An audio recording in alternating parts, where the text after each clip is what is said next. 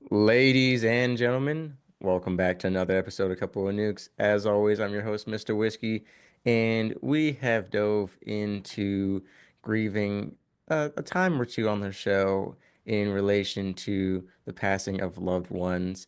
But today we're going to talk about how grieving is more than just death in our life. It can be that spiritual and emotional death, whether that's loss of identity, a career change, or any of those turning points in life, especially for military members, first responders, or any career where your identity, especially long term, was your job. As well, again, of course, losing loved ones. All of these incidents in our life causes us to grieve, to become disoriented, and really disconnect from the world and sometimes people for a long time. So today we are here to talk about that with Dr. Lynn Banis, here to talk about grieving, and we're going to get right into it. So, Dr. Banis, could you please introduce yourself for us? I sure can. My name is Dr. Lynn Banis. I have been working with grief since I lost my mother, my little brother, and my husband all within 2.5 years' time. And going through the process, I figured out a process that I could use to help other people. So that's what I'm doing now. Yes, ma'am. And I know that you are the founder and run Widows Rising Together. And for those of us listening and for those of you watching, I'll describe the company's logo. It's like a woman's face with green hair coming down and then these blue wings on the side. And to me, Ms. Banis, it looks like a phoenix, I feel like is the intention there. Can you go into the development of that logo? Yeah, I did have it done for me, but my instructions were to um, keep it somewhat colorful and dep depict the rising from the ashes. So I was thinking of Phoenix too, but I didn't want a Phoenix because so many people have it. Right. And I really think it turned out great. I love it. Right. And then the Phoenix's body being a woman, a widow, because really we are the Phoenix. And I like was the colorful part kind of about, that hope and that new life moving forward because grieving is a part of life. It's a natural part, but it's a temporary state. It's not the end state. And we've talked before on the show, in the case of my father and many alcoholics and drug addicts out there, they make grieving their end state in some cases. Yeah, yeah. And that's why there's some green in there because that's, kind of new life, spring, new life. Regrowth. Yeah. Yeah, absolutely. Yeah. So let's start with your personal journey. You mentioned losing three individuals within such a short time span because grieving can take several weeks to several months, and then to have it stack on top of one another like that. Let's get into, that part of your life. Okay. So, we call that multiple grief or continued grief or whatever, because you hardly have time to recover from one before the next happens. And now my mother was 106, so, it Wow. wasn't unexpected, but she was doing so well. She fell and broke 18 ribs in her leg. And so you can't recover at 106 from that. Mm. So, that upset us all, of course. She was a dear, dear friend. I was fortunate to make some super decisions going along that I was going to find a job where I could be with her. And that's when I went off and originally started my coaching business, which was executive coaching. And I was able to do that from anywhere. So I spent months with her sometimes in Florida, which we became best friends and it was awesome. But That's that made the beautiful. loss very difficult. And then I got a call in the middle of the night that my little brother had had a massive heart attack. And he's 9 years younger than me. So it was like, oh no, I can't believe it. It was one of those things where he was in great physical shape. He ate properly, but he wouldn't go to the doctor. So, you know, that that catches up with you. You've got to take care of yourself that way too. And then shortly after that, I lost my husband. He had complications with the surgery, So that again was a shock because we didn't expect that at all.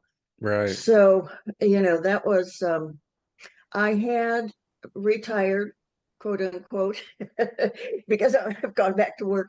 But, you said it takes a long time to get over grief, and this compound grief is something that I don't think we really understand because we are all probably grieving and don't really know it because of all the changes in our world and in our country. And, Yeah. things are not the same. We've lost the way we grew up and certain things. And so that's, I think, part of our stress in this country. People are so stressed out, but I think that's part of it. But anyway, I hit the deep grieving after Bill died because that was just like, three punches in the gut. And that was really tough to take. You want me to go through what I did? For sure. Yes, ma'am. I think losing your husband too, for me, would be the worst part because that was your main person to support you during your grief. Because we've talked Yeah, before on the show about the importance of community, the feelings and desires of isolationism during that time, but right. also the importance of having people there.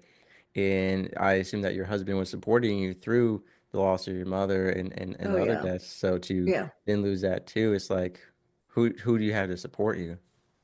Well, I have three daughters. Two of them live here, and so that was incredible. And they were awesome. So I had that, and the third one called me all the time. So my family is pretty close, and they were able to rise up. But you know what?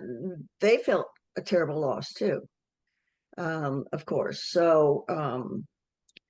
So we kind of muddled through in the beginning together, and then as I'm sure people have told you, um, once a couple weeks, a month have taken place, everybody kind of disappears. Now my family didn't, but friends and stuff. I wrote a post called Beyond Casseroles. What Yeah. Yeah, you saw that, and it's about, this is what happens, and we need to help people understand about grief because they don't know what to say, they don't know what to do, or they say the wrong thing that's hurtful, and so they're afraid to say anything, and that causes more isolation. The thing is, you don't have to say anything. You can just sit with someone, just be there for someone in those early stages because that's what they need. They don't need to talk right away. They need to grieve. So anyway, I went through a lot of that, but I did something that I would not urge my clients to do, and that was I really buried myself in being busy. I decided that the big house I lived in was just absolutely too much for me to take care of Oh by yeah. Yeah. myself. And so I did downsize. So that process of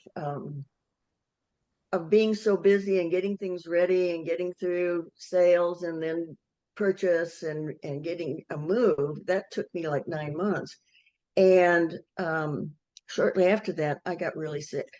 I got sick for 3 months, and I think my body was telling me, stop.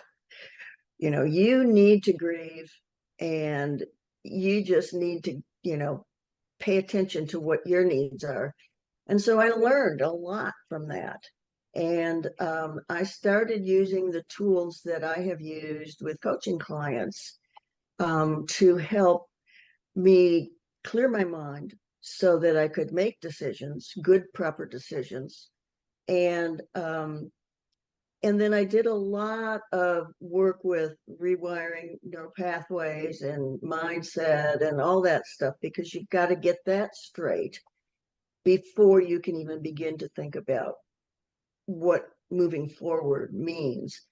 And so then I worked hard on what it was that I needed around me to support me. And one way to do that, which I do, and I don't think most people do, is have an instrument that's really granular that helps you understand when you're in flow, these are the things that are going on.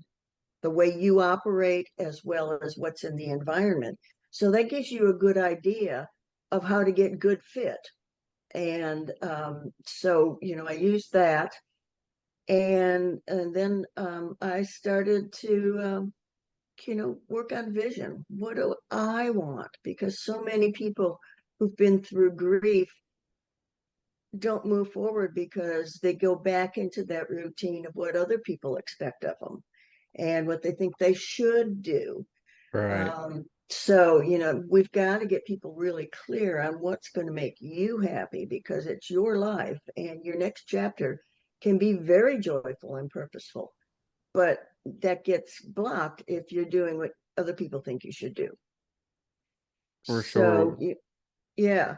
So, after I started getting better, I kind of had a light bulb go off, and I thought, I worked my way through that using the skills and the knowledge and the techniques that I have had all my life. I can help people get through this. So that's when I decided to start my business.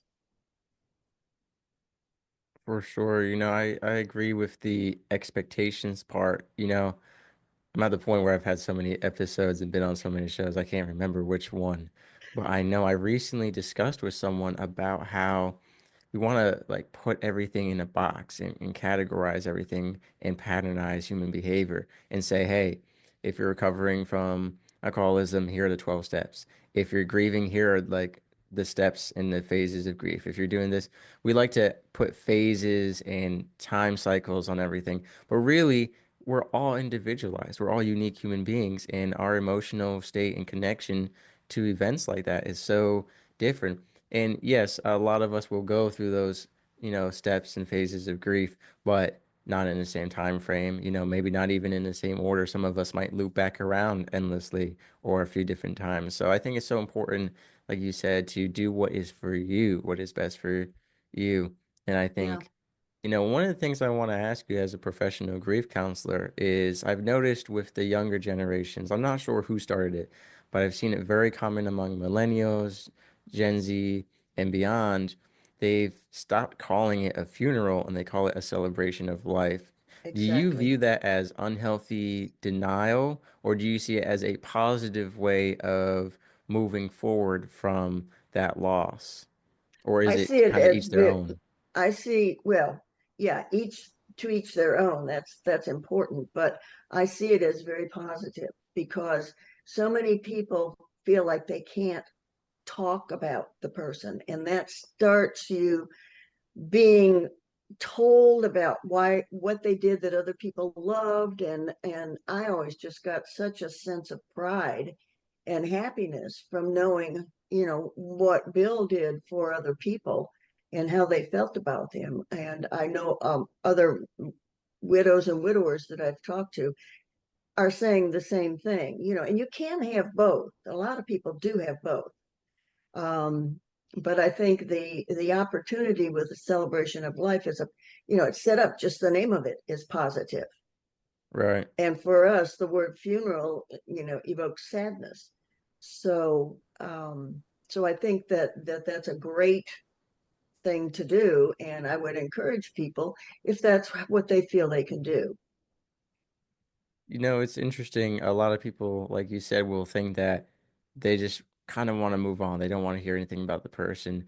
But in my episode titled, A Man's Son Committed Suicide, Then God Told Him This, Kevin Skillett was talking about how his son committed suicide. And then he said at the funeral, if you have a story about my son, could you please come up and tell me? And he had a line of people telling him the stories. And it just like made him so happy and realized, what a great son he had. And so, you talked about the same thing where hearing those stories, it just filled you with that pride and joy at a time where, you wouldn't have that. You think you would miss it so much, but I guess it's like so ending things on a positive note, just leaving that place of grieving, knowing that there was so much good there, and that's what you should focus on. So I think it's interesting. I think a lot of people want to run away from that. Don't say their Yep. name, don't bring up any memories, don't ever tell a story with them again. And so, what advice would you have for like working through those emotions? Well, those are really tough things that get people stuck. because I like to talk about moving on rather than not moving forward rather than moving on, because that person Mm, was an integral part of your life. So let's create a life that honors that person and your relationship and what you did together, and also fits the next chapter that you're going to be going through. Um, so many people have things like, oh, I can't clean out their closet, or that's okay until, unless you're in there handling the clothes and smelling them and, getting yourself into a situation where you're just going to grieve even harder. right, Um, but the thing is, the person is gone, and there's a women don't like to be called widows, but then people started talking about you're single. Well, they didn't like that either, because right. that's such a hard cognitive leap to take. I was a week ago a wife, a mother, on and on and on. Yeah. And now I'm looking at a future that I don't recognize. I have no idea where I'm going, how to get there. And right now, I can't do anything but grieve. Mm. And you just mentioned there a critical piece, which is part of your identity has been taken. Maybe it's your motherhood, maybe it's being a wife, maybe it's being a sister, a father, a brother. You talk about a piece of your identity has just gone away when you lose that person. Yeah, exactly. And the thing is that when you lose someone that close, absolutely everything in your life changes, from the time you get up in the morning to the time you go to bed at night, to even waking up in the middle of the night grieving. Maybe, somebody used to be there that would support you, maybe.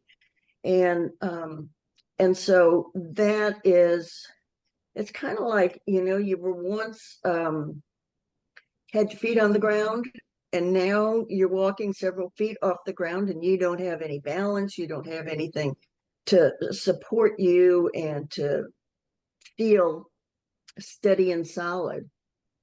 So it makes them even more difficult to figure out what in the world has happened. Who am I? What next? Yeah, I have had several guests on the show talking about suicides in their lives and other grieving stories. And so I know from personal experience, and I want to ask your personal experience as a grief counselor and working with all these losses. I mean, how does that affect you? Hearing all these stories is painful. I've been through it. It's almost a feeling of powerlessness too, to some degree. Like we can do what we are able to with the skills that we have to help comfort, to help guide, and to most importantly listen. But we can never stop the death that's going on in the world to some degree and to bring those people back. So how is it working with people almost on a daily, hearing these kinds of stories? Well, I think my training as a coach, it was very in depth, and I was a partner in a coach training school, and so I can keep myself separate pretty much. Now, those stories, sometimes, you finish with the client and you feel bad, but then I allow myself to grieve a little bit too, Mm, because if you don't, all that stuff gets stuffed down inside of you. And we know what happens when we don't release that kind of negative energy. We get sick. And if you're an entrepreneur, you can't afford to get sick and not work. Um, so being able to separate yourself from what's going on, yet attend directly and very closely to your client, is a huge part of being a great coach. yeah, no, I totally understand that. And can you tell us a little more about Widows Rising Together, about, what you offer and what you do? Okay, I really, I've looked at this as something really positive. I consider it a lifeline for so many people. And I've had clients that have been widows for 10 years and haven't gotten through, you know, the grief process because they're stuck somewhere. And so what I do is that I help people move through the fog to having a very clear focus. And I do that generally one-on-one. And I do have a group coaching program that I do. But of course, the one-on-one is really important because that's when you really get to dig into the psychological and emotional issues to help people pass those. But I will say, I usually don't take a client until they've gotten through those first um, stages of grief where, they've got to be at the point where they can control their emotions a bit. Um, Otherwise, there's so much brain fog that they can't think. And I wouldn't want anybody to make a decision that they might turn around in a year or Right. so and say, oh, that was a mistake. Excuse me. So, so I offer those sorts of things and I stay with my clients. I don't just leave them, your commitment is over. I don't just leave them. I really try to work with them till I know that they are truly transitioned. And so I put them in a group after they've been through the one-on-one so they can have that support of other people who are on their path to moving into their new life. Yeah, and we're gonna have your website in the description below for people to check out all the information on there, directories, blog posts, courses, and of course, information to reach out to you, whether they're grieving or know someone who is. And so it really is a sad and somber topic, but I think it's great that we have people like you available, especially in those cases. There's a lot of people grieving who are alone. We've already talked about loneliness and isolationism, and sometimes it's not intentional. Sometimes people just live solitary lives, and when the few people they know pass away, I mean that's it. So Yeah. having access to a community when you don't normally have one is so important, and I appreciate what you do. And as we wrap up the episode here, I mean, what would be your final message to everyone in regard to grieving both the loss of people in our lives and just any, tragedy in our life that is changing it and we're losing a part of ourself or a part of our life? Well, my comments would be trust yourself. You are strong. Everything in your life that you've done to this point has really, in many ways, prepared you for it. You've learned to make decisions. You've learned to prioritize. You've learned to think through things. So the question is, am I ready to trust myself? Because it's all there. I have what I need. And I can get folks to support me, in the process, because it is a process. And, I always tell people, if you feel like you cannot do this yourself, get somebody like me who'll take your hand and gently walk you through the process because there is a great life out there for you. I think that's beautiful. Like we said, this is all a message of hope, that we are moving forward, not moving on. I really like that. So, Dr. Lynn Banis, thank you so much for coming on the show and sharing this. And again, ladies and gentlemen, if you need her or know someone who does, we're going to have all that information in the description below. But again, Dr. Banis, thank you for your time today. Oh, thank you so much. I appreciate it. Sailing through the ocean blue, nuclear reactors my crew, guiding the ship, the stars as our guide. Through the waves we ride, jokes and laughter fill the air. On this voyage we have to share, working together, side by side. As one family we will abide.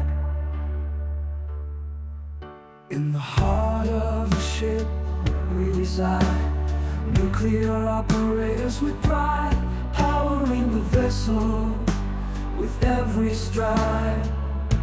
Our mission, a source of great pride.